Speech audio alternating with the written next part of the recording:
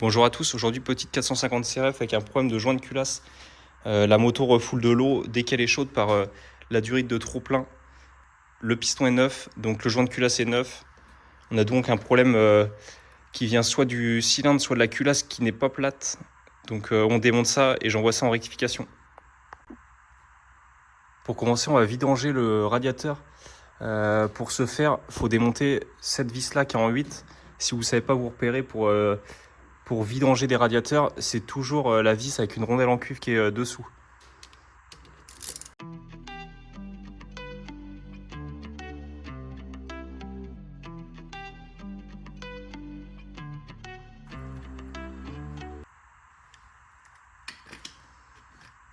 Donc voilà, le radiateur est vide. Il n'a pas besoin d'être totalement vide, donc on peut le laisser continuer de goûter un petit peu vu qu'on va démonter juste la partie supérieure. Là, la culasse, elle est vide de liquide de refroidissement, donc je peux remettre directement la vis. Et il faut bien penser à la serrer. Hop, faut pas la serrer trop fort pour pas arracher le filetage. Je vais juste nettoyer l'excédent de liquide qui est resté là. Donc voilà, une fois que c'est fait, je vais démonter la selle, les carénages, le réservoir pour avoir accès au-dessus de la culasse et je vous reprends juste après.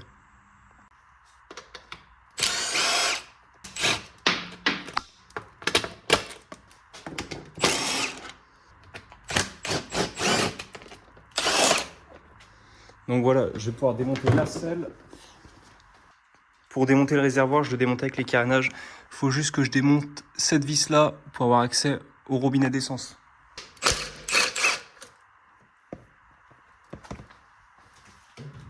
Ensuite, le réservoir va venir tout seul.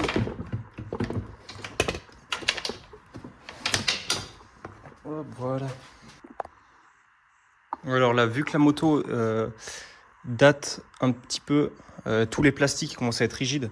Donc pour enlever le carbu, je vais juste lever un petit peu la boîte à air. Et pour ce faire, il faut juste que je démonte la boucle arrière. Je la relève. Il faut juste que j'enlève le pot avant pour pas qu'il reste bloqué. Et ensuite, le carbu va venir tout seul. Donc voilà, une fois que les vis sont enlevées, que celle-là est desserrée et que le collecteur est enlevé, j'ai desserré la boîte à air, le manchon plutôt de la boîte à air au carbu. Il y a juste à lever et voilà. Le carburateur va venir tout seul. Et ensuite, on va juste le dépasser pour le mettre à côté et pour pas qu'il nous gêne.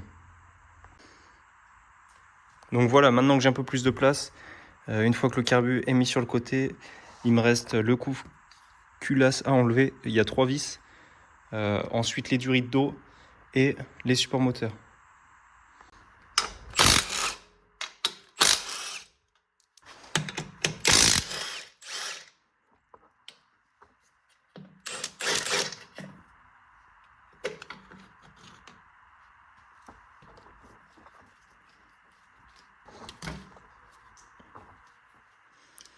Moi, ce que je fais à chaque fois, je resserre les colliers.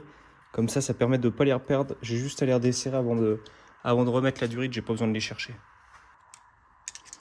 Et donc voilà, maintenant, il y a juste à le retirer. Il faut juste faire gaffe au joint. Il y avait de la pâte à joint qui était dessus. Et donc maintenant, si vous regardez, je sais pas si on va bien voir, mais la chaîne, elle a du jeu. Donc on va pouvoir la dépasser. Je vais juste desserrer le palier et je vais le dépasser en même temps que j'enlève. Ce sera plus rapide.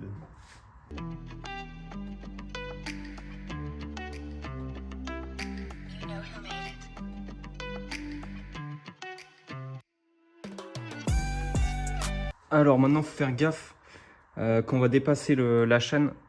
Pour ce faire, moi je tords un fil de fer pour tenir la chaîne pour pas qu'elle tombe dans le fond. Juste le passer déjà sur la chaîne. C'est pas facile de ce côté-là. Et ensuite, je vais remonter doucement l'arbre à cam. S'il sort pas, vous pouvez utiliser un maillet. Alors voilà, une fois que la chaîne est enlevée, vous pouvez sortir l'arbre à cam.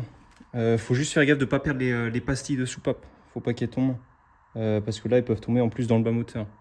Donc faire gaffe qu'elles soient bien restées sur les soupapes. Et donc là, on va pouvoir retirer la culasse juste en tirant dessus. Bien faire gaffe à la chaîne de distribution qu'elle ne tombe pas.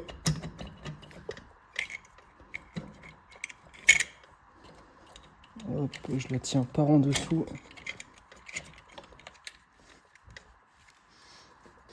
Alors il y a juste la bobine qui gêne. Je vais l'enlever, ce sera plus simple.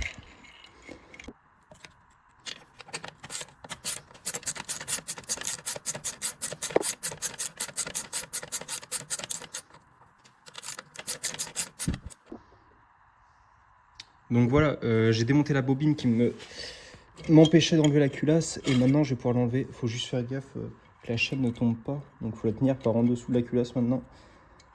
Hop, j'enlève juste ça. Et voilà.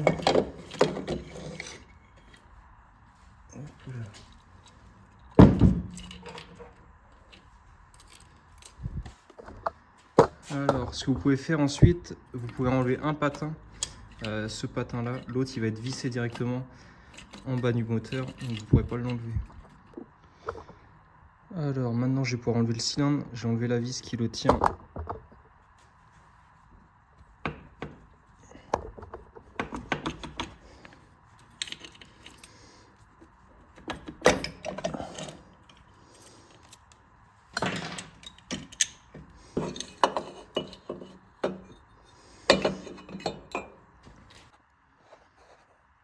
Donc voilà, j'ai tout démonté, on peut voir que le piston il est bien neuf. Donc tout est propre, faut juste que je rectifie le cylindre et la culasse et puis on va remonter ça. Voilà, donc j'ai fini de tout démonter. Moi ce que je fais pour les pastilles, pour pas les perdre, je note la dimension de la pastille et je la mets dessus. Comme ça je suis sûr de ne pas les échanger. Et donc voilà, donc on a la culasse. Faut juste la resurfacer. Et puis le cylindre qui est propre, donc pas besoin de le changer, de toute façon il a déjà été contrôlé. Il faut juste vérifier qu'il soit bien plat.